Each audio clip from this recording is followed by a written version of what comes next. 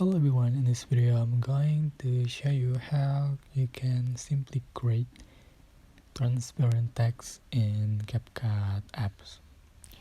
So you can tap on your project, select your videos or just photos that you like to edit. But I'm going to open my project, for example. So just add text.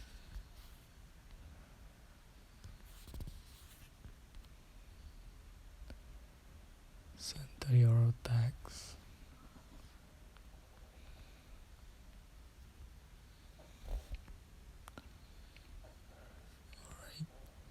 To make transparent text, you can select start and right and select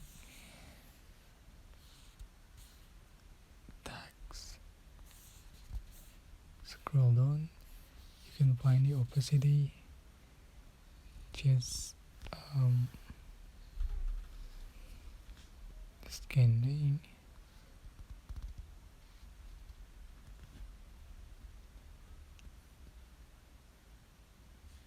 So you can see text is transparent like watermark. Just click check mark. Here we go. That's it. It's super simple. I hope this tutorial was helpful for you. Don't forget to like, share, and subscribe to this page.